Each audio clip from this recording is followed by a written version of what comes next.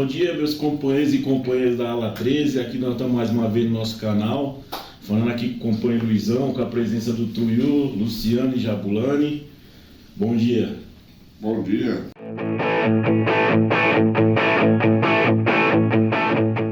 Luizão, a gente sabe que o pessoal dentro da fábrica tem um interesse em saber sobre a executiva, sobre a presidência e saber também a sua trajetória hoje, como você ingressou no sindicato, como você ingressou a sua vida dentro da Volkswagen e fala um pouco da sua infância também. Fala primeiro um pouco da sua infância. Tá bom, vamos lá. Então é um bate-papo longo o nosso aqui, né? Afinal de contas são 54 anos de idade. Eu sou nascido no interior de São Paulo, numa cidade chamada São João do Pau-d'Alho, divisa com Mato Grosso do Sul, e com 3 ou 4 meses de idade meus pais vieram para Santo André. Eram colonos lá no interior, né, com plantação de algodão, mas estava difícil a vida lá no período e resolveram tentar a vida aqui numa cidade maior, e nós fomos para Santo André, lá no Parque Novo Oratório. E lá eu passei toda a minha infância, adolescência, inclusive quando eu entrei na fábrica, morava lá ainda, né? Meus pais têm a casa ainda no mesmo lugar. Entrei na fábrica em 1984, no Senai, eu tinha 14, ia completar 15 anos. No dia 1º de fevereiro de 84 foi quando começou o Senai. Eu me formei em 87 como mecânico geral e especialização em mecânico de autos. E 3 meses ou 4 meses depois, já fui efetivado na ala 17 na oficina de agregados. Então, exercia a função de mecânico de autos lá. Fiquei durante um período. Depois fiz o teste e passei para trabalhar no laboratório de emissões lá na ala 19B, ao lado do antigo túnel de cera que tinha lá na ala 14. E esse é o meu setor até hoje. Eu continuo funcionário da fábrica através do laboratório de emissões. Durante a minha trajetória na fábrica, eu já tinha passado pela direção não, né? Pela representação. Então, em 88 eu fui eleito para CIPA lá na engenharia, mas fiquei como suplente, né? A engenharia é uma área diferente, pelo menos era muito diferente do que era o restante da fábrica. Quanto à fábrica, a maior população sempre foi de horista e um número reduzido de mensalistas. Na ala 17 era o inverso, era o dobro de mensalistas para o número de horistas que tinha lá. Então, por eu ser horista, eu acabei na disputa ficando como suplente, a vaga ficou com um representante mensalista. Mesmo assim, eu pude atuar um período. Legalmente eu poderia atuar somente no período de férias do titular, mas isso não impediu que eu me envolvesse com o pessoal da CIP, o pessoal da representação, e começasse a criar algum tipo de relação. Depois do término do mandato na CIPA, eu me afastei um pouco naquele período. Eu já havia me casado, e logo depois minha filha nasceu. E quando você tem criança pequena, a preocupação de não ter uma casa própria, você vira um pouco a chave para cuidar um pouco da família, né? Dar um pouco de atenção para a família. Então, no início dos anos 90, ela nasceu em 91, até 97, quando ela tinha uma certa idade, eu atuei somente na militância, participando de plenária, participando de todas as greves, ajudando de uma maneira ou de outra, aquela vida de militante mesmo. E aí em 97 o pessoal sempre me chamava para participar, sempre, você precisa ser candidato, precisa estar junto. Em 97 eu me reaproximei novamente, comecei a fazer cursos aqui no sindicato, antes mesmo de chegar até o mandato. Então, em 99 teve a eleição já com os comitês sindicais, por uma questão de composição, achou melhor eu continuar na militância. E aí, no início dos anos 2000, é que eu fui eleito, de fato, para a direção. Depois disso, nós ainda tínhamos o maior número de representantes na comissão de fábrica, e eu migrei para a comissão de fábrica, né? O Elinho, que era o representante lá na 17, 19 e 38 à época, veio aqui para o sindicato, e aí eu pude ir para a comissão de fábrica. E de lá para cá foram alternando períodos na comissão de fábrica, períodos no comitê. Durante um período fui também da coordenação lá na fábrica, né? Durante um período eu assumi a vice-presidência da CIPA, né? Então foi um momento importante, né? Porque você discutir vários acordos, várias situações que ocorreram lá. Há momentos marcantes, né, nessa trajetória, momentos difíceis, né? Um deles que eu cito agora foi quando faleceu um trabalhador lá, um técnico de segurança, se eu não estou enganado, que ele faleceu, por incrível que pareça, morreu atropelado na fábrica. Na verdade, não é nenhum atropelamento que a gente pode chamar, né? Foi um acidente esquisito. Ele saiu do quiosque lá da ala 2, atravessando como quem vai para a ala 0, e ele saiu lendo alguma coisa, eu não me recordo se é a tribuna ou outra coisa, e foi atravessar a rua, mas de maneira mecânica. E o carro vinha passando e ele bateu na paralama do carro do lado direito, bateu a perna ali e bateu a cabeça no para-brisa. Com o golpe, ele caiu e bateu a cabeça na guia. Nossa. Bateu a cabeça na guia e foi atendido, levado ao Hospital Assunção, e algumas horas depois nós tivemos a informação de morte cerebral dele. E além da notícia da morte, que é muito ruim, um momento difícil, muito difícil para a gente, foi conversar com a família dele, né, dar a notícia do que havia acontecido, tratar com a família e dar uma notícia trágica como essa que ocorreu. E também o trabalhador que estava dirigindo o carro também assistia esse trabalhador, porque ele entrou em estado de choque. Ele não acreditava no que havia acontecido. Então foi um momento difícil, né, por conta de um problema grave, mas que marca e faz com que a gente aprende, e uma pena que aprende a custo da vida de um e sofrimento de outros. Mas foi uma das etapas difíceis. Entre outras coisas que nós passamos, renovações de acordo, disputas internas que ali haviam entre concepção de como atuar no sindicato. E no final de 2009 eu fui convidado à época pelo Vagnão, que era secretário-geral aqui no sindicato, e o Barba, que era o tesoureiro que trabalhava na Ford,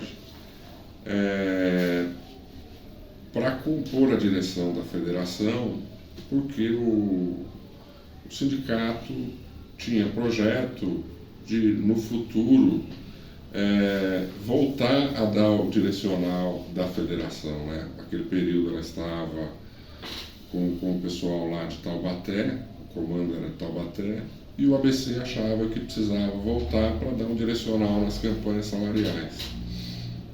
E aí, depois de muita conversa, para saber qual de fato seria o meu papel, eu acabei aceitando a proposta que me fizeram, na verdade um desafio que me fizeram, e fui para a direção da federação como secretário de formação. Então, minha atribuição inicial na formação era qualificar os dirigentes pelo Estado. E esse período na formação da federação é um período de aprendizado fantástico, né? Me deu a oportunidade de conhecer imensamente o que é o movimento sindical, não só paulista, né, mas brasileiro, uma vez que você tem contato com muita gente, ver outras realidades, ver a situação em que os dirigentes se encontram, ver como é a relação entre sindicato e empresas espalhadas pelo Estado, e até mesmo na nossa base aqui, que é muito diferente daquilo que a gente tem dentro da fábrica hoje. Então, foi um momento de aprendizado muito grande. Eu tinha a tarefa de ajudar, de dar formação e qualificação aos dirigentes, mas o maior beneficiado dessa história fui eu, porque aprendi muito, aprendi demais e conheci muita coisa. Depois desse trabalho, que o pessoal avaliou ter sido bom, eu assumi a presidência da federação. Aí minha obrigação já não era mais a de qualificar e formar os dirigentes, mas a minha principal tarefa foi conduzir as negociações de campanha salarial à frente da federação. As montadoras, cada uma tem o seu acordo, discute a sua vida, mas o restante da categoria depende ainda daquilo que a federação vir discutir. E o desafio que já era grande para você conduzir 200 e tantos mil metalúrgicos no Estado em uma campanha salarial, teve um quê de peso a mais por conta, primeiro, da situação em que o Brasil vivia, né? A Dilma havia acabado de ser reeleita, né, no final de 2014, eu assumi em março de 2015, então tinha uma pressão muito grande sobre ela, o Brasil já não tinha um resultado econômico muito bom, e desde o princípio as pessoas já haviam dito que ia ser muito difícil ela governar. E isso refletia diretamente na campanha salarial, a inflação alta.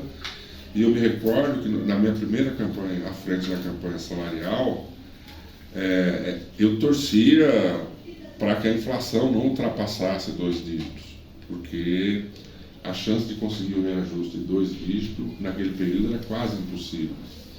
Então você tinha um clima político ruim, um clima econômico ruim.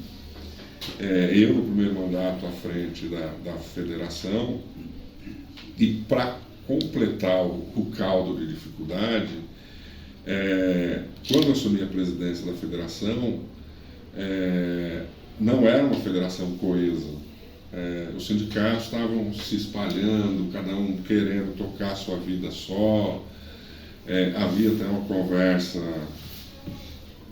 de os sindicatos formarem uma federação somente com sindicatos do interior. Então, além da dificuldade conjuntural política e econômica, eu tinha a dificuldade conjuntural dentro da federação, de total desagregação. Então, eu tive que fazer também o trabalho de trazer todo mundo para uma única sintonia, fazer com que as pessoas acreditassem naquilo que a gente estava propondo, de que era mesmo o melhor caminho. Então, isso fez com que eu trabalhasse e deixasse de dormir um bocado. Se o índice for muito alto, eu não consigo agregar todo mundo, não vou conseguir o reajuste que o pessoal imagina, e eu preciso fazer todo mundo assinar a mesma convenção. Não posso fazer igual a última, que dos 13 sindicatos, 6 assinaram e o restante não, cada um foi tentar a sua vida. Então, eu precisava também reorganizar isso. E essa foi, na verdade, a tônica do que seriam os outros anos de mandato, né? Porque em 2016 houve o golpe, o Temer assume com terceirização passando a ser liberada pelo STF, com reforma trabalhista, à época ameaça de reforma da Previdência, uma série de mudanças que dificultaram muito mais a nossa vida. Então, eu me recordo que eu ia para a Fiesp, o que eu tinha visto em anos anteriores de respeito na tratativa, de valorização quando você propunha qualquer tema, naquele período já não existia. As pessoas que debochavam da gente, e eu não me recordo exatamente o ano, se foi 16 ou 17, mas eu me recordo até hoje que eu ouvi de um empresário dizendo para mim, um desses cantos de reunião, onde você dá uma parada, ele encostou do meu lado e falou: Luizão, você pode gastar todo o seu vocabulário, todos os seus argumentos, mas entenda uma coisa, esse ano é nosso. esquece, esse ano é nosso. E eu entendi a mensagem que ele estava dizendo, porque todo o cenário político era adverso, Operação Lava Jato e um monte de coisas que culminavam na fragilidade, né, impunham fragilidade ao movimento sindical. Então, negociar nessas condições foi terrível, terrível. E pós-reforma trabalhista, a única coisa que eu vislumbrava e convenci meus companheiros e companheiras de que a convenção coletiva era o bem a ser salvo naquele período. Porque corremos um risco tremendo de jogar fora tudo aquilo que foi construído desde 1978, que foram as convenções, as garantias, as conquistas. Então eu busquei durante todo o tempo manter as convenções coletivas e muitas vezes não olhando muito nem para a questão econômica, mas tentando preservar os direitos, sabendo que em algum momento a questão econômica melhorava e eu recuperaria. E foi esse trabalho, e isso piorou depois em 2019, 2018, né, com a eleição desastrosa que nós tivemos, aí não precisa nem dizer, todo mundo lembra o que foram os anos 2018 a 2022. Mas, apesar dessa dificuldade, eu saí muito satisfeito da direção da federação já no final de 2021, porque eu consegui unir novamente os sindicatos em torno da federação. A federação passou a ter muito crédito com os sindicatos, na forma de atuar, na forma de tratar. Então, nós soubemos valorizar os sindicatos no interior. Eu procurei fazer um mandato dedicado às necessidades do interior. Então, às vezes eu ficava 1, 2 meses sem aparecer aqui no ABC para dar atenção aos sindicatos do interior. Então, até hoje encontro muitas pessoas, eles são muito gratos pela atenção que eu dei e por valorizar os pequenos problemas que cada um tem. E quando saio no final de 21, no segundo semestre de 21, para me substituir veio o Eric lá de São Carlos, que foi uma construção que nós fizemos em consenso, não houve disputa de quem ocuparia o cargo nem nada. Então, por consenso, nós conseguimos construir uma sucessão. Voltamos a dar o comando da federação a um sindicato do interior, então também era um compromisso que a gente tinha e foi cumprido. E até hoje eu sou muito grato à federação pela oportunidade que me deu de aprendizado, de conhecer outras realidades, de negociar com outros empresários, negociar com outros setores, entender como funcionam outros setores. Então, é comum meu telefone tocar. Hoje mesmo, um empresário do setor de materiais não ferrosos me procurou para conversar um pouco sobre alguns números na economia que ele está vendo. Então, cria-se relações, e isso para mim ajudou muito profissionalmente, eu posso dizer assim, na minha carreira enquanto dirigente, me ajudou bastante. Aí no início de 22, com a saída do Wagner, que já era prevista, né, ele já havia dito para a gente que no início de 22 deixaria a presidência e já estaria num caminho de preparação de fato aposentadoria. Nosso time lá da fábrica entendeu que precisaria de alguém que já tivesse uma certa experiência para ajudar aqui na executiva do sindicato. E aí me convenceram de que era necessário eu ficar, para poder de fato ajudar a equilibrar e retribuir todo o aprendizado que me foi prestado de anos lá na federação, retribuir aqui com o sindicato, ficando um período para ajudar a transição, que alguns chamam aqui de transição geracional, né? Então, eu que já tenho algum tempo, fui convidado e me senti na obrigação de retribuir, de passar àqueles que estão começando agora um pouco daquilo que eu pude aprender, daquilo que foi investido em mim para ser um dirigente, E é o que eu vim fazer. Inicialmente eu vim tratar de relações do trabalho, além de ajudar o nosso pessoal dentro da fábrica. A minha função aqui era tratar um pouco de relações de trabalho. Especificamente isso era o quê? Montar um plano. Alguns chamaram de contra-reforma trabalhista, outros usaram outro nome, mas na verdade o trabalho nosso qual foi? Foi entender todos os pontos da reforma trabalhista, ver quais daqueles de fato são prejudiciais, embora a grande maioria ali seja prejudicial, mas alguns são muito mais do que os outros, e propor alternativas que seriam viáveis de serem concretizadas, porque não depende só do presidente da República ou do ministro do Trabalho, isso depende do Congresso. Então a minha tarefa foi apresentar alternativas que tivessem viabilidade para caminhar no Congresso também, pensar alternativas que reestabelecessem um equilíbrio entre as relações, que foi o discurso que eu sempre utilizei, né? Não precisamos que as coisas voltem ao que era antes, mas o que é necessário, continua sendo muito necessário, é reequilibrar o processo de negociação coletiva, a relação de trabalho no Brasil. Do jeito que está colocado pela reforma de 2017, não há equilíbrio. O trabalhador já entra no processo de negociação perdendo. Porque a partir da reforma que você ouviu, ou é isso ou não tem acordo. E não é assim no processo de negociação. Há momentos em que a produção está em baixa, a economia não está boa, e o trabalhador sabe disso. Aí ele sabe que não dá para avançar muito.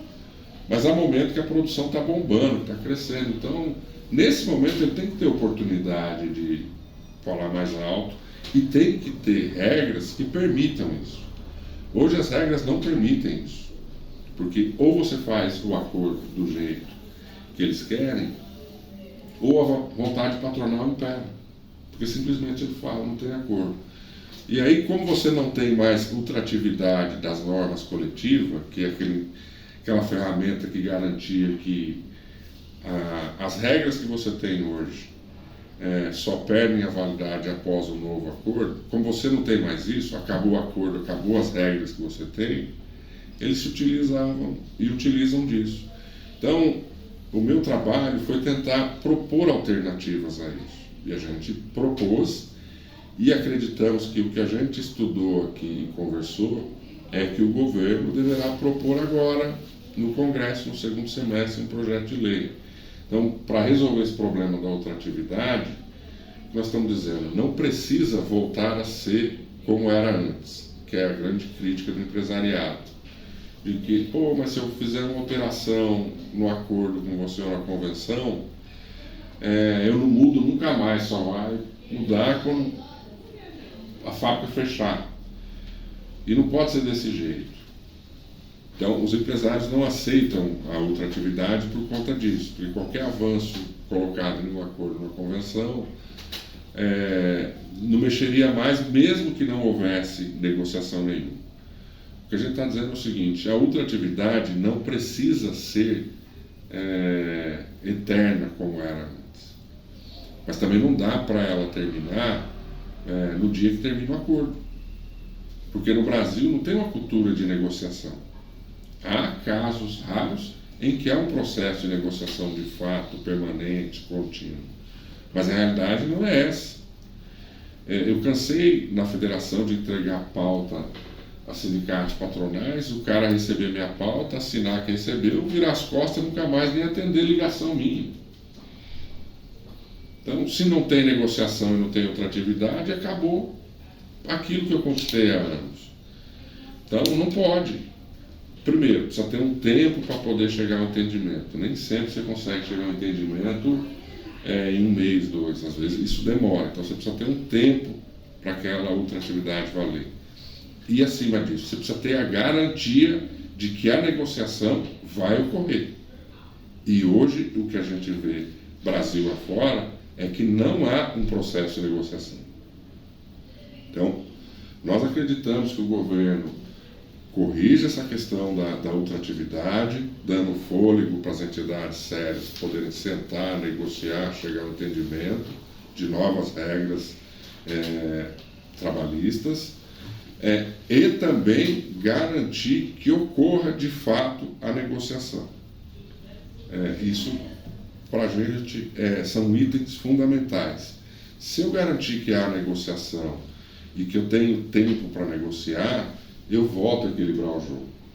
É isso que nós precisamos, de ter equilíbrio no processo de negociação. Então, minha tarefa aqui inicial no sindicato foi essa. A gente apresentou, de tudo aquilo que a gente estudou e discutiu, algumas possibilidades para o governo, obviamente que como sugestão, como contribuição, nada de forma positiva, ou tem que ser, ou não criamos nenhum plano para chegar com um plano completo e falar para o governo, é isso aqui que você tem que apresentar. Nós não fizemos essa opção. Nós fizemos a opção de discutir, ter posições aqui dentro, dividir dentro da federação com os outros sindicatos a maneira que nós enxergávamos, dentro da confederação para conversar com os metalúrgicos do Brasil sobre aquilo que nós pensávamos, dentro da Central Única dos Trabalhadores para dividir com outros ramos que inclusive pensam diferente da gente aquilo que a gente pensa, e oferecemos ao governo como contribuição. E acreditamos que nesse projeto de lei que está para ser apresentado nos próximos dias, tenha alguma das nossas sugestões que foi fruto do trabalho feito principalmente no ano de 22. Em 23, além de discutir essa questão de relações do trabalho, para melhorar as relações de trabalho, eu tenho também a atribuição, novamente, de formação. Então, uma das tarefas que eu tenho aqui a partir de agora é formar os nossos dirigentes, elaborar cursos, trazer pessoas que possam ajudar o nosso pessoal a se preparar melhor para aquilo que está enfrentando no dia a dia e aqueles desafios que virão, né? Hoje a economia é outra, as formas de contratações são as mais variadas possíveis. Então, o nosso pessoal precisa estar preparado num mundo onde a informação e a desinformação correm em milésimos de segundos. Você tem o WhatsApp, que você fala algo aqui em segundos está do outro lado do mundo, e você tem uns imbecis que falam mentira também em milésimo de segundo está do outro lado do mundo. O nosso dirigente precisa estar preparado para isso, precisa conhecer, ter conteúdo sobre os temas, precisa saber utilizar essas ferramentas para dialogar com as pessoas, para trazer informação rápida, mas precisa ter claro que o dirigente não pode ser um robô, não é uma máquina, né? Nada substitui a voz de perto, a presença física, pessoalmente, conversando e vendo o problema. Então ele pode se utilizar das mídias sociais para agilizar a informação, mas ele vai precisar ter conteúdo para ir lá, fazer uma assembleia, conversar, fazer uma reunião, né? E aí minha tarefa é preparar um pouco, ou tentar minimamente, dentro daquilo que for possível, qualificar melhor nossos dirigentes. Luizão, a gente está falando... Agora, né? Não, tem mais ainda, Luizão, é muita coisa ainda. Você está falando a questão de acordo.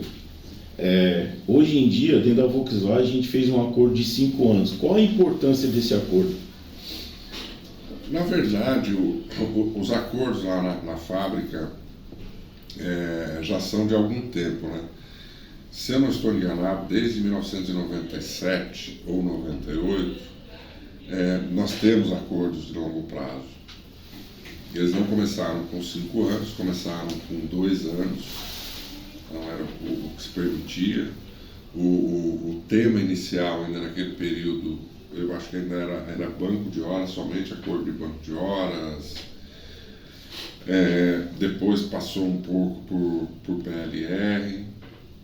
O fato, eu acho que a primeira coisa que a gente precisa notar é que, além da evolução do período de duração do acordo, então, em 2001, nós fizemos o primeiro acordo de 5 anos, terminava em 2006. mas os acordos passaram a ser mais complexos.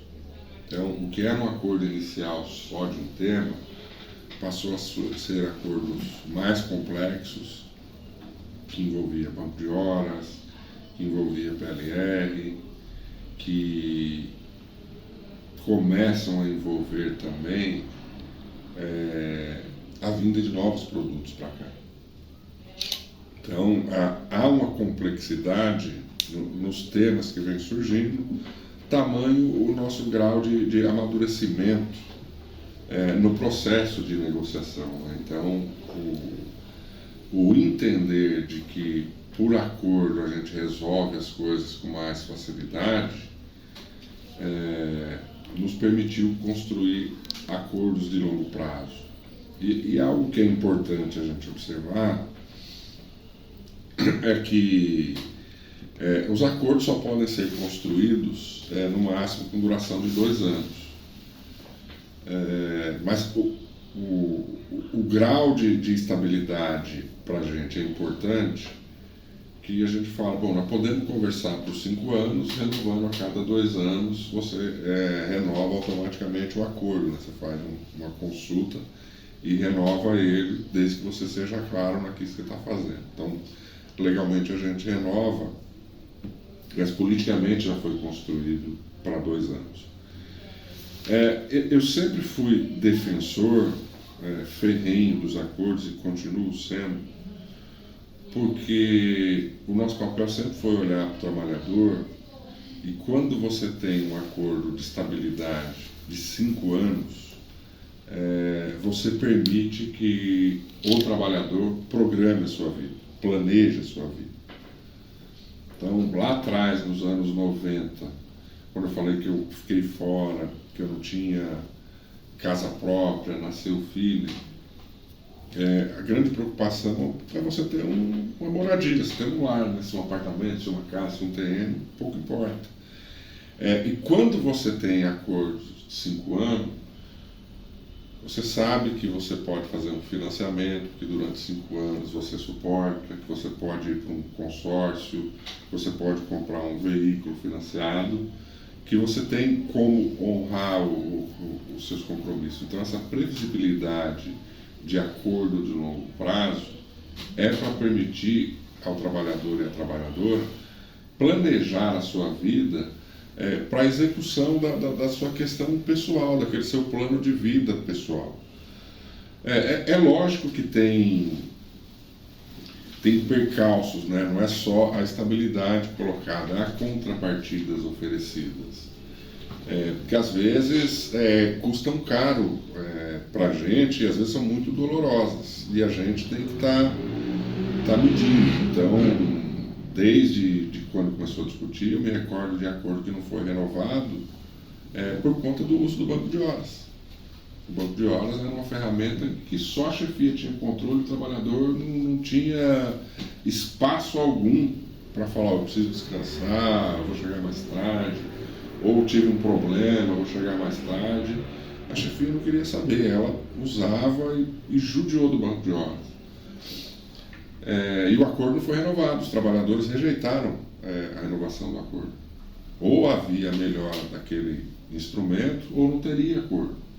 Então, os trabalhadores sabem do sacrifício imposto em alguns momentos, deixaram reajuste de lado, congelaram o PLR, enfim, são vários sacrifícios, aumentou o plano médico, vários sacrifícios. E o trabalhador sempre mediu o seguinte: esse sacrifício vale em favor da minha estabilidade fora daqui. E para nós, de fato, isso é importante, porque além dos acordos, é importante que a gente note que o Brasil mudou muito, né? Consequentemente, as montadoras mudaram também sua forma de atuar. Então, até 1990, você tinha 4 montadoras no Brasil. A partir da abertura econômica dos anos 90, esse número começa a aumentar. A partir de 1996, se eu não estou enganado, a Volks constrói mais uma planta que monta carro aqui no Brasil, que é a planta lá de Curitiba. e outras montadoras chegando. Ou seja, a Volkswagen era detentora de, sei lá, 40% a 35% do mercado, não sei o percentual exato,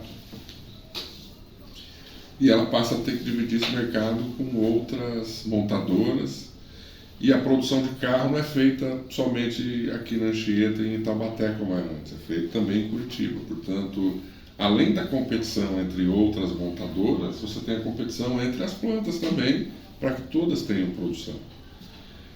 E essa lógica de mercado acabou impera até hoje, em que os trabalhadores, além de discutir a questão da estabilidade, a sua remuneração, questão de todos os itens que regem dentro do nosso acordo, você tem que ter um olhar também para manter a fábrica de pé, que também é um obstáculo a mais colocado pelo mercado durante o passar dos anos, né? O que não tinha lá em 2001, quando foi discutido, até mesmo em 2006, quando foi a primeira grande renovação e quando nós fizemos uma greve de 24 dias, porque o tema que tinha enroscado na renovação do acordo foi a PLR.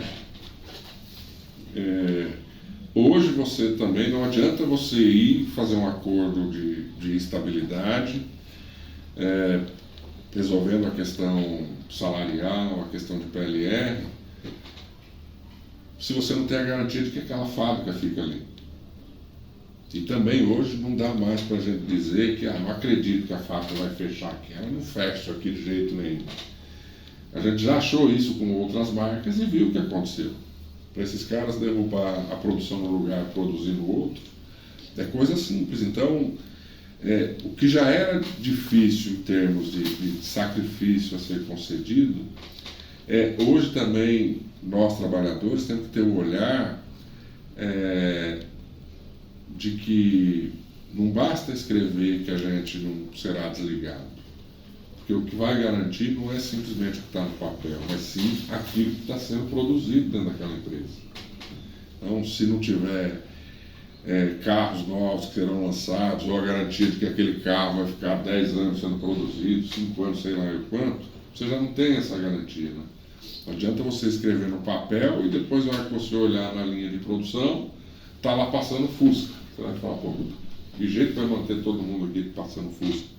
Não tem como. Então, tem que ter esse olhar. E o trabalho nosso tem sido esse, né? Tentar mensurar aquilo que é possível de sacrifício, primeiro, para manter a fábrica funcionando aqui, que é importante para quem trabalha lá, para quem depende dessas pessoas que trabalham lá, e para a economia regional, né? As montadoras são fundamentais aqui na região da ABC. Então a gente precisa ter esse olhar de responsabilidade. Mas também não dá para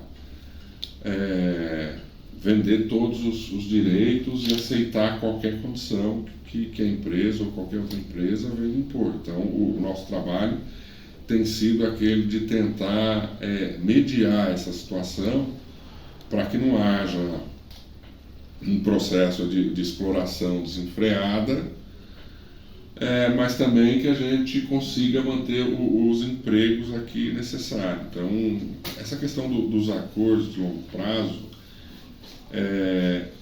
nós ainda continuamos entendendo que é importantíssimo aos trabalhadores. A cada acordo que você produz, dando visibilidade para 5 anos, você está dizendo para a sociedade, pô, essa fábrica teve 5 anos de vida. Essa fábrica pode dar mais oportunidade para alguém. Essa fábrica pode ajudar a desenvolver a região para alguém. Então, isso é importante. A produção de cada acordo dizendo, vai até 25, vai até 30, 35, 40, significa que a gente, de alguma maneira, está contrariando a lógica do capital empresarial, de migração de fábrica de um lado para o outro, e mantendo em uma região. O que nós precisamos fazer é não permitir que isso seja a custo de sangue, de vida das pessoas, não. Nós precisamos chegar no meio termo para que essa fábrica permaneça. Nós não podemos entregar tudo para que ela fique. Não é isso que nós estamos dizendo. Nós estamos dizendo o seguinte: há um limite de suor e sacrifício nosso para que você fique. O nosso limite a cada negociação é esse. E a gente vai olhando o que vai acontecendo do lado, né? Como é que vão se portando as outras, mas ainda continua sendo um instrumento muito importante para o trabalhador. Eu acho que essa previsibilidade, essa oportunidade dele planejar a vida é fundamental, Só não pode ser a qualquer custo. E aí o nosso papel é deixar que o custo fique bem menor para o trabalhador. E é isso que a gente vai continuar fazendo nos próximos anos, que eu acredito, né? Então, são 3 anos que eu tenho aqui de mandato. Pelo menos no período que eu estiver aqui dentro, as minhas conversas com os nossos companheiros e companheiras da representação vai ser alertar nesse sentido. Né? Não podemos aceitar qualquer coisa, mas nós temos que trazer previsibilidade ao trabalhador. Você está falando a questão do dirigente se formar. Você é o responsável agora pela formação do sindicato. E daqui para frente, como que vai se dar a formação do dirigente sindical? Olha, para tudo que a gente faz, é necessário que você se capacite, né? Eu acho que, em primeiro lugar, você ter ousadia, você não admitir, se indignar com o processo de exploração.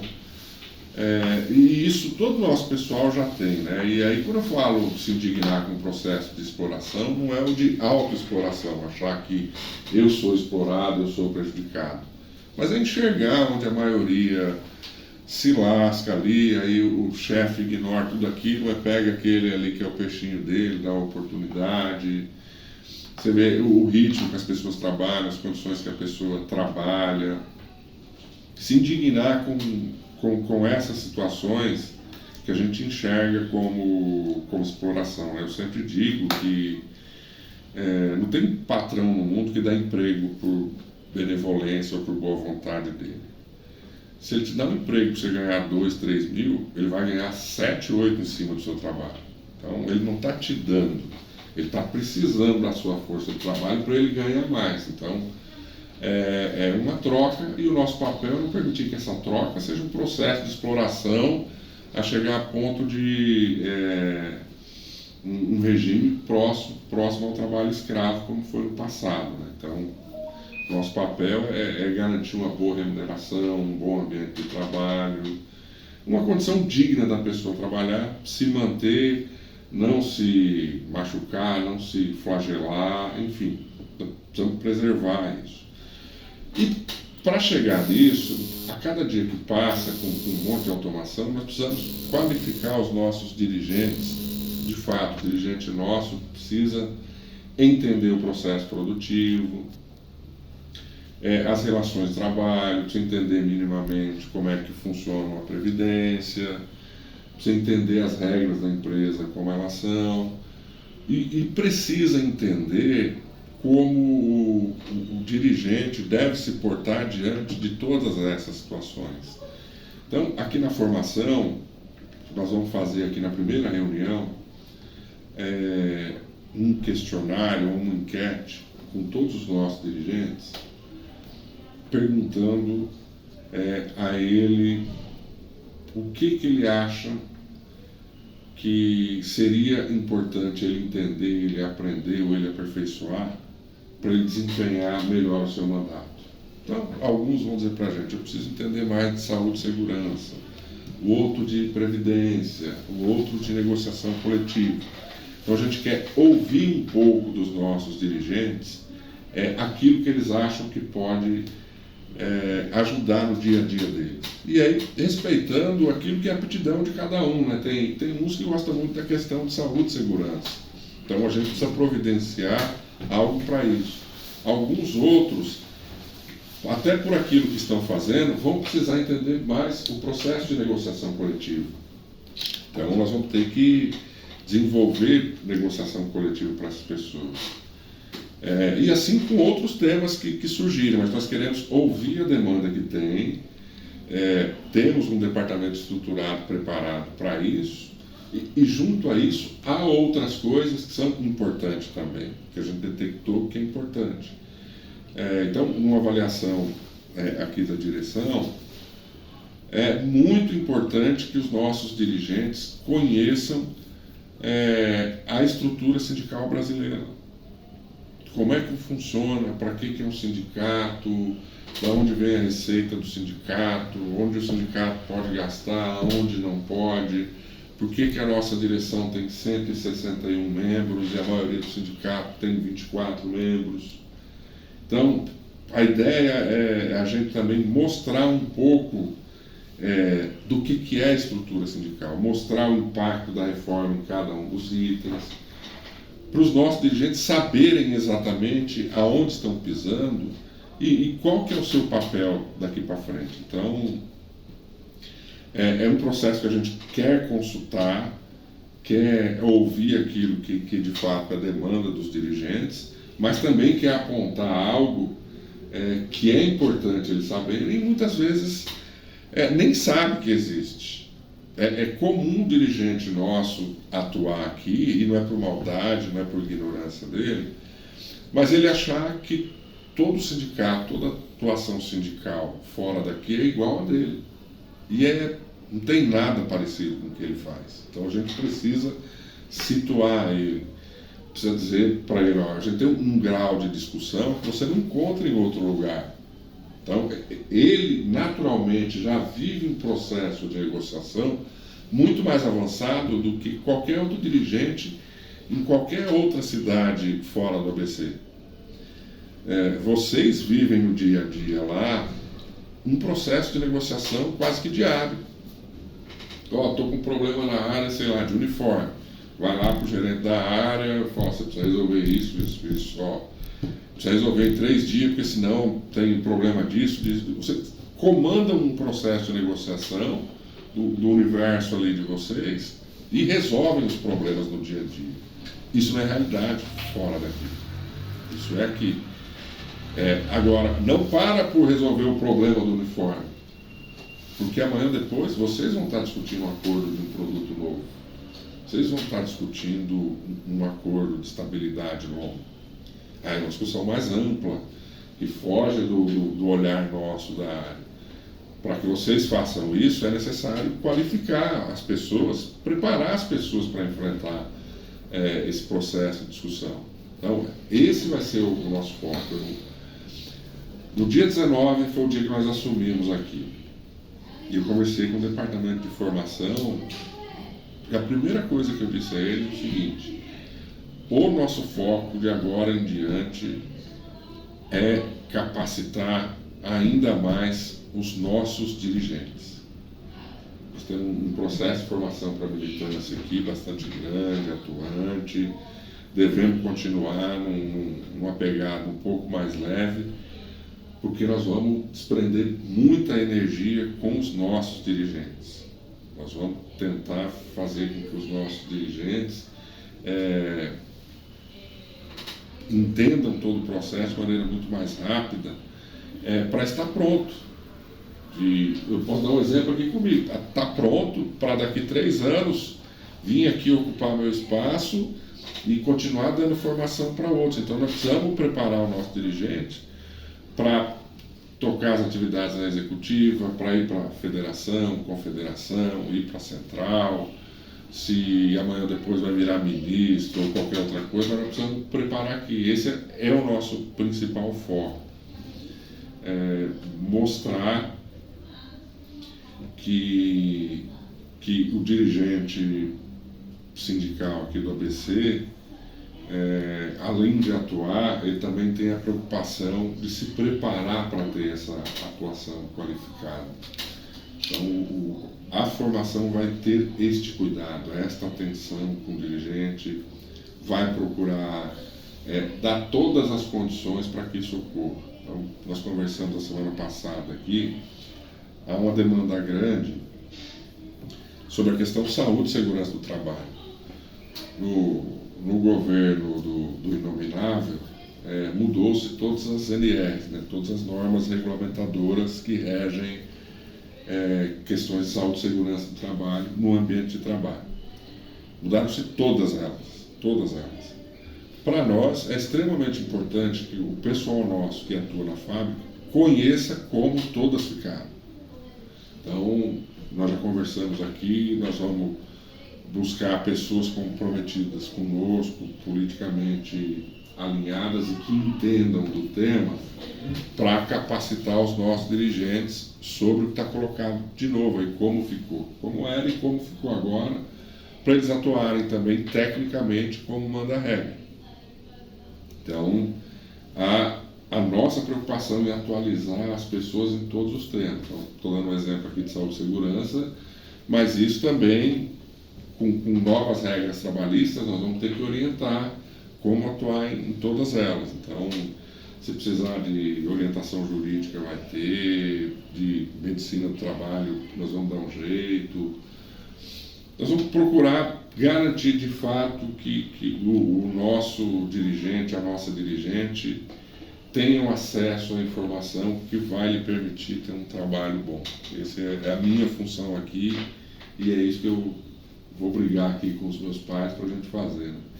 Nós vamos procurar tratar de fato a formação como um investimento para o futuro, não como um gasto imediato.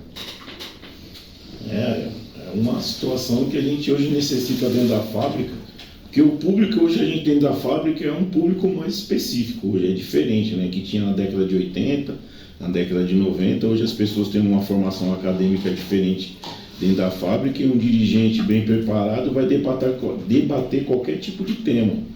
Então, isso daí a gente espera muito bem da formação e dê continuidade com você aí para a gente ter cada vez mais pessoas para poder se capacitar e fazer o melhor serviço possível dentro da fábrica em qualquer esfera, né? Mas hoje, Luizão, o que você espera do governo para ajudar as nossas categorias e a crescer esse Brasil velho de guerra aí? Só antes de falar do governo, é importante, o reconhecimento que você faz já é extremamente importante e já é uma leitura que é parte do processo de formação, né? Reconhecer a mudança na sociedade, o nível de informação das pessoas, o grau de instrução das pessoas dentro da fábrica é muito importante. Então, todo mundo que você vai conversar dentro da fábrica hoje, eu tenho um amigo que é advogado, um familiar que é advogado, tem orientação aqui, tem orientação ali. Diferente do que foi lá nos anos 80, dos anos 90, em que o acesso à informação era muito escasso, né? A principal tarefa nossa não é pôr o nosso dirigente para confrontar com o trabalhador. A principal tarefa nossa é orientar e formar o nosso dirigente para ele levar informação e conversar com o trabalhador no chão da fábrica, dizendo de maneira muito clara: informação é uma coisa, opinião é outra. Então, o nosso dirigente pode ter opinião de vários assuntos, mas ele precisa ter informação. O trabalhador, ele vai receber e recebe cotidianamente opinião sobre vários temas. A opinião tem que ser dada, tem que ser valorizada, mas uma coisa é opinião, eu acho que é dessa maneira, eu acho que é assim ou assado. Outra coisa é informação, que é assim.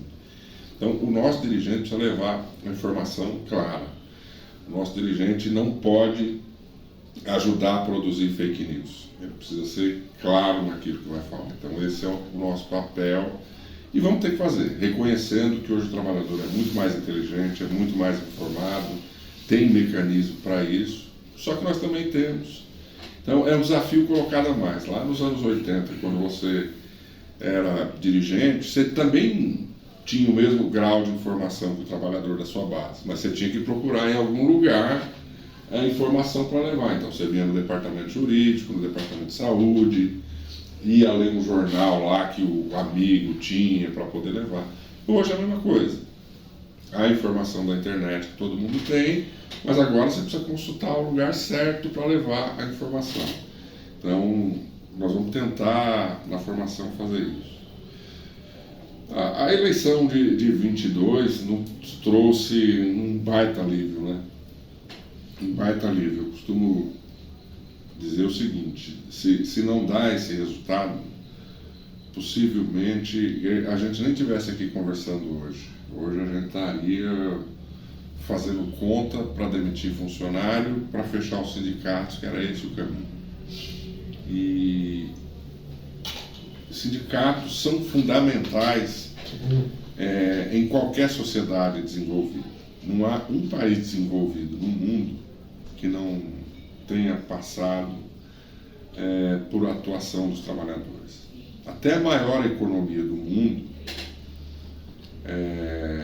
viveu momentos de tensão e equilibrou sua economia por conta de atuação dos trabalhadores, através dos sindicatos. Então, os sindicatos são fundamentais. De governo Lula,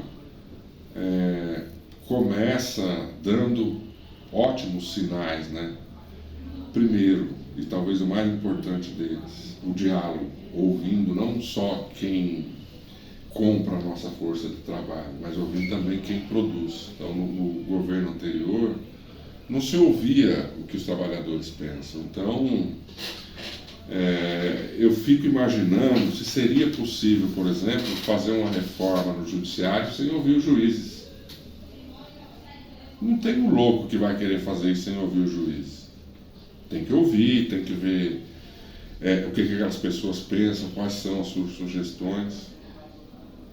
Aqui fizeram reforma trabalhista no Brasil e querem fazer mais e criaram até um tal de GAET sem ouvir os trabalhadores.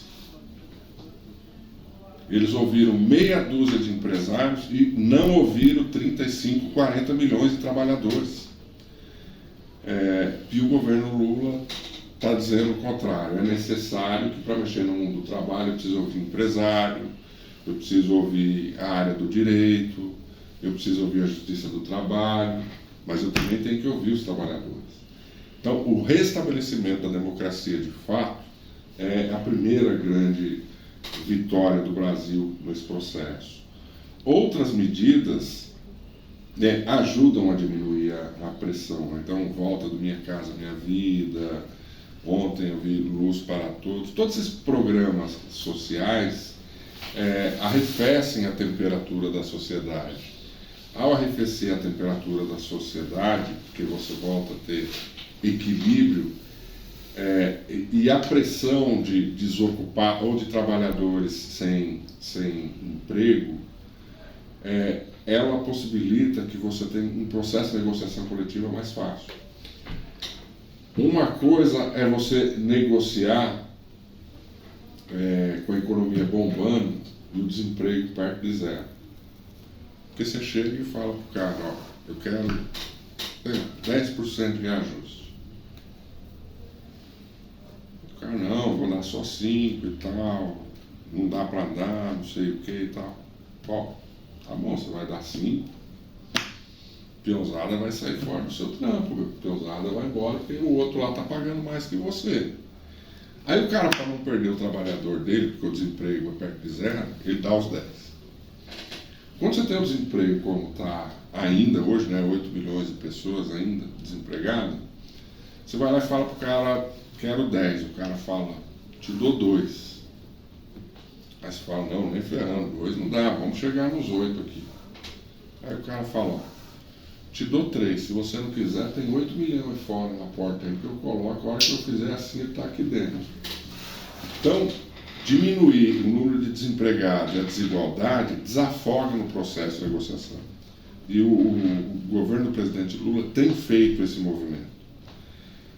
Fez um movimento de baratear o combustível de maneira sólida, sem o artifício utilizado no passado, sem o artifício eleitoreiro.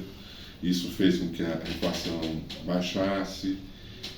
Então, há algumas medidas, provou o arcabouço fiscal, reforma tributária, que sinalizam a pacificação do país, que é importante também, né, nesse aspecto. Mas volta a ter o Brasil um ambiente de política saudável, de disputa normal, embora às vezes ainda meia indigesta, né, porque o poder do dinheiro ainda é o que manda, mas o país volta a respirar política. E quando o país volta a respirar política, todos os lados são ouvidos sem desprezo. Então, o pessoal nosso que está em campanha salarial agora já me relata que a Fiesp já está recebendo diferente do que quando eu deixei lá. Então, esse ambiente possibilita que as pessoas tenham um pouco mais de respeito.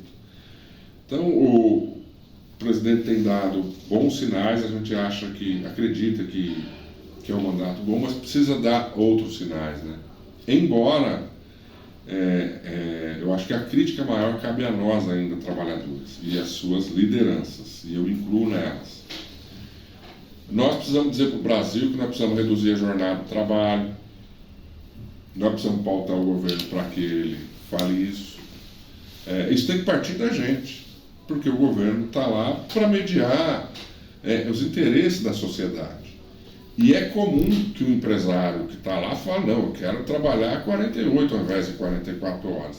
Mas também é comum o trabalhador dizer que eu quero trabalhar 40 e não 44. Então o movimento sindical precisa se manifestar em relação a esse tema. Precisa ir à rua cobrar esse tema. A diferença é que esse governo vai ouvir aquilo que é a reivindicação nossa. O outro ia mandar descer a borracha em nós, se a gente fosse reivindicar. Então, hoje o que o governo permite é o que nós precisamos aproveitar nesse momento. Precisamos ter uma pauta sólida, discutida com os trabalhadores e pressionar o governo para que ele apresente algo. E aí depois disputar no Congresso. Então, a democracia eu acho que é o carro-chefe daquilo que é de bom. Porque permite com que a gente apresente as coisas e também traz a tranquilidade de que o governo não vai perseguir sindicatos como o governo anterior fez quando editou MP 927, 936, que excluía o sindicato, a fábrica podia reduzir o salário do cara, a jornada, sem falar nada, do jeito que ela quisesse, sem garantia nenhuma. Esse tipo de coisa não vai acontecer. Os trabalhadores serão ouvidos, mas é necessário que os trabalhadores se manifestem agora, questionem, cobrem, vá às ruas, até para que o governo tenha justificativa para fazer algo, né? Não adianta a gente imaginar que na canetada o presidente vai resolver a nossa vida. Tudo que a gente tem até hoje foi conquista através do suor e de muito sangue, de muita vida. Talvez o que a gente tem agora com esse governo serão conquistas com muito suor, sem perder vida de ninguém, sem perder sangue de ninguém. Mas é necessário que os trabalhadores se movimentem. Vamos para nossas considerações finais, sabendo que podendo agradecer aqui ao Tuil, nosso coordenador da La 13, o Luciano Amigo, Jabulani, o Lazinha que hoje não pôde estar comparecendo aqui com a gente, estamos aqui hoje com o Luizão, e as suas considerações finais. Olha, eu trato como considerações finais que a gente precisa conversar muito, né? Eu sempre sou defensor do diálogo e o conversar muito que eu digo é o dia a dia no chão de fábrica. A gente às vezes parece até que está jogando conversa fora, mas o diálogo com o trabalhador é importante, né? Você conversar de uma maneira desarmada, sem ir lá defender uma posição de maneira até cega. É importante ter o diálogo, discutindo. Então, o processo de conversa precisa ser contínuo, porque o Brasil passou por um período de intoxicação muito grande, né? As pessoas perderam a vergonha de colocar a maldade para fora, de fazer julgamento de valores, coisas absurdas e muita coisa mesquinha, né? Então, eu que venho de uma família católica, sou muito questionado dentro da minha família porque eu não frequento a missa. E eu sempre me posicionei de maneira muito clara que eu não frequento porque eu não suporto mesquinharia. E o que eu via muitas pessoas que frequentavam a igreja ir lá rezar no domingo de manhã na missa, comungar, tudo. E depois sair da igreja e brigar no bar da esquina, brigar em casa com os filhos, com a família, colocar um revólver na cinta e fazer outras coisas. Nós precisamos voltar a conversar com os trabalhadores, dizendo que aquele discurso mesquinho não pode prevalecer. O que tem que prevalecer é a simpatia, a amizade entre as pessoas, o respeito à opinião diferente, o respeito à concepção, à ideologia diferente, às posições diferentes. E hoje, o que a gente muitas vezes vê é o cara não concordar com a sua posição, mas ele fala, não, eu sou católico, apostólico, sou cristão, e pum, dá um tiro no outro. Então, isso precisa voltar a mudar, as pessoas precisam desarmar para conversar e entender que há posições diferentes. Não pode defender valores, eu não apoio essa questão de gênero nas escolas, mas depois ir consumir prostituição infantil. O cara, na hora de discutir com você, tem um posicionamento desse. Essa questão de parada LGBT não me serve. E depois consumir conteúdo LGBT. Então, e as pessoas se travestem com essa mesquinharia. O que a gente precisa fazer, nós, é ir conversar com as pessoas e dizer que esses conceitos morais não devem ser o carro-chefe na hora da gente decidir em quem vai votar, em quem vai apoiar. O que tem que ser o carro-chefe tem que ser os projetos que as pessoas apontam para resolver os problemas.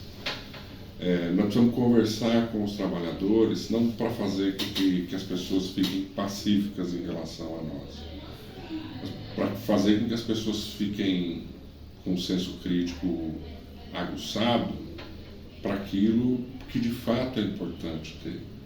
Para as pessoas emitirem opiniões, buscarem, mas não por preconceitos definidos, emitam opiniões com base naquilo que é verdadeiro, naquilo que é fato, naquilo que de fato possa acontecer. Então, para mim, é fundamental que a gente tenha um processo de diálogo com os trabalhadores e trabalhadoras muito intenso e conversando, porque através do diálogo a gente consegue desarmar as pessoas. E isso que eu acho que é o que a gente tem que buscar, conversar, entender, sem tentar impor nada, sem tentar ser o dono da verdade nem nada, mas levar as pessoas a reflexões de fato, né? Levar as pessoas a entender que o mundo não começa nela e não termina nela, né? O mundo está à sua volta, e entender que há um processo de mudança, né, muito grande. Entender que o que todo mundo chama, ou a maioria chama de evolução, para muitos não é, para muitos é retrocesso. Mas o fato é que o mundo está mudando, Então, precisa entender e precisa conversar muito. Precisa conversar, porque hoje as pessoas conversam mais com o celular do que com outras pessoas.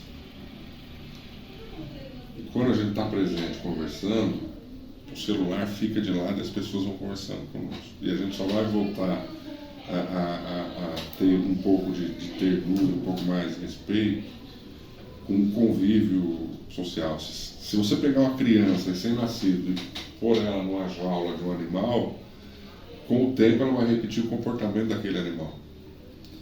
Então, se a gente frequenta um ambiente onde o comportamento é só celular, só falando no celular, por mensagem, por não sei o quê, a pessoa passa a acreditar que só tem aquele meio de vida. E se a gente, ao invés do celular, vai lá, faz uma roda de trabalhador, toma um café, conta uma piada, conta um caos, não é para enfrentar o celular, mas é para mostrar que a relação interpessoal é fundamental para o respeito. Então, eu acho que a gente precisa conversar bastante com os trabalhadores, conversar muito. E obrigado pela oportunidade, vocês lá da Ala 13, de baterem um papo. Talvez alguns até me conheceram melhor. Muito obrigado, Luizão, pela oportunidade.